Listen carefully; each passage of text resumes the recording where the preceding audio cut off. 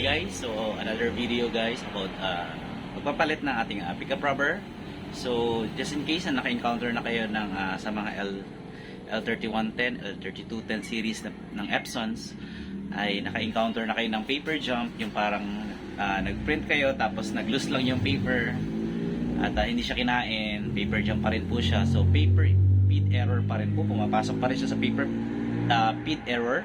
So, kadalasan ang nangyayari dun guys, number one is yung alikabok.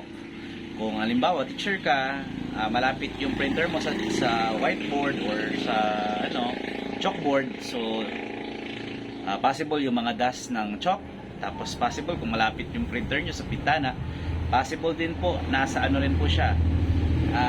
Pumapasok na rin siya sa alikabok. Ayan. Kasi kung madalas mong ginagamit pero hindi mo siya sinasarado, so doon nangyayari, nagkakaroon po ng paper loss kasi dumudulas yung pag-feed niya, pag kinain yung papel, hindi po dumidiretso kasi madulas.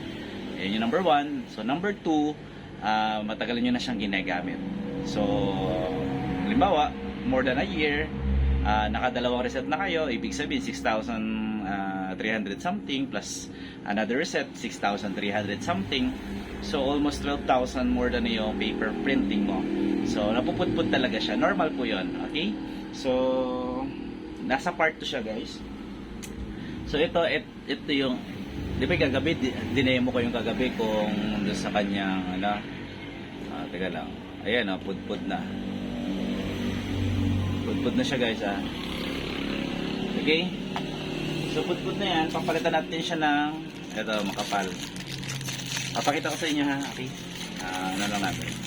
So papalitan na natin siya ng makapal na pick up rubber. Ito kasi dalawa, isang lower at saka isang upper. So lower lang yung pinapalitan. Kadalasan bibihira naman po mapudpud yung lower. Yung upper rather. Bibihira lang po siya mapudpud. So ayan. Let's go. Balikan natin. Binili siya, ayan. Pag binili siya ay isang set na po yan. Ayan. So imagine niyo,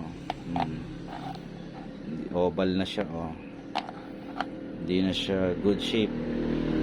Yung sinasabi ko sa inyo, number one, yung dust dito yan, upper. Yan po yung dust kumakapit po dito sa, ito yung upper, ito po yung lower. So yan po dalawa na yan ay magkakagatan. Ayan. Yan, magro-rotating yan dalawa na yan. So kung pares yung dalawa may dust doon sa ating printer, talaga magkakaproblema ka. Hindi talaga kakain ng papel. Lalo na yung papel, may sarili ding alikabok. Okay, so tingnan natin, tanggalin natin to. Ayan, okay, so natanggal na natin. Tingnan nyo, ito yung akin brand new, ito yung luma. So, tingnan nyo yung pagkakaiba nila ngayon dalawa. Ayan. So gamit na siya, guys. Ibig sabihin, matagal na siyang gamit. Matagal, marami na siyang na-print or ayan. So talagang, guys, napupudpud dyan, mga 2 to 3 years depende sa gamit mo, guys. Kung talagang module yan, ay nako, saglit lang yan, 1 year lang yan kung module talaga ang pinagamit. Okay, so insert natin siya dito proper. Dapat fitted, guys, fitted. Dapat doon sa magkadadlang edges niya ay nakasalan, nakapasok itong yung both side niya para hindi siya yung magbukol, para pag kumain siya pantay yung, tignan nyo, ayan, dapat pantay yung edges nito, ito sa ibabaw, ayan, dapat pantay yung edges sa ibabaw, dapat pantay. Okay, kabit natin, pinapass forward ko na kasi ang latay tagahawak okay, so yan, nalagay na natin, ayan, pantay dapat siya, guys, pantay dapat yung edges sa ibabaw. Dahil pag hindi pantay yan, hindi kakayod ng maayos yan. Dapat huwag nyo siyang iaangat banda doon, may clearance po yan. Dapat dito lang, fitted lang siya para hindi po siya tabingi pag kumakain ng papel, para buong buo yung kagat niya. Okay, so yun lang, guys, at balik natin siya. Okay, so dito siya nakakabit sa ilalim. Ayan, mayan na natin pa siya. Kakabit ko muna sa ilalim. Ayan. Tapos, ayan. Ito yung lower, ito po yung upper. Ayan, pupunasan natin mamaya yan. So, ayan. Tapos, lalagyan lang siya ng spring. Tapos, babalik natin itong kanyang tray. Okay, just in case guys, naka-encounter tayo ng error sa ganitong model, kahit sa mga L series. Pero doon sa mga 3 digits na L series na L120, L360, anak ko, bibihira po yan, mapudpod.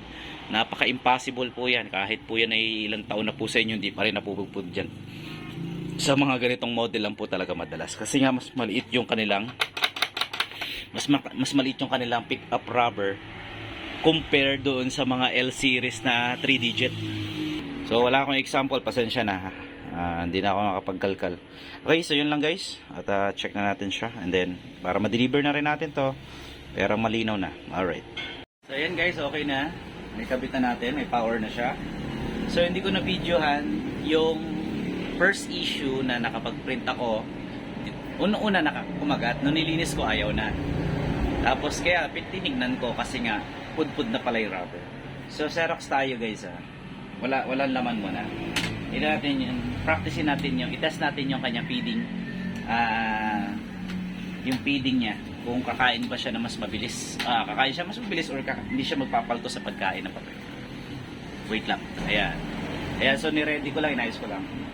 Print tayo ng 5 pages. Ito guys is mabisang paraan para matest nyo kung okay yung kanyang feeding system or hindi. Alright, so press natin 1, 2, 3, 4, 5. Kasi nung unang pinarin ko, nag-nozzle ako, ayaw. Ayan. So wala pa tayong piniprinta, pero 5 pages, titira natin yung kanyang feeding kung gagana siya ng ayos. Kasi kanina ayaw niya nag-loose. Hindi ko lang na-videohan. So sana maganda ipakita sa first video yung issue Pero so sayang, bawi na lang tayo. Sa next time ayusin natin. Okay? Okay, so padalawang pages. Tas lang tayo. Wala kasi madito. Okay, padalawang pages. Tatlong pages. Tatanggalin ko dalawa. Yan, tanggalin natin. Tatlo. Okay. So, patlo na siya. Apat. At least kinakain niya, dire-diretso siya, walang problema. Hindi nyo kailangang bantayan, hindi pwedeng ano yun. So pag nalinis yan guys, talaga maayos ang kanyang feeding. May power yung kanyang pag-feeding. Sa palima. So ayan guys, okay na. So ganun lang guys ang pagte-testing natin. At kung may sakali talaga mayroon pang issue, okay lang. Siguro baka ang papel luma or ano na rin natin, kasi baka mamaya yung papel mahamog or dikit-dikit. So possible din factors din siya. Okay? So maraming salamat guys sa panonood natin at don't forget to like and share our YouTube channel at update ko kayo sa mga bagong issue ng ating mga printer. So tuturuan natin paano nyo maasikaso, paano nyo maayos. Okay? So yun lang guys. I hope na kayo ay may natutunan at sige. Please subscribe. Thank you.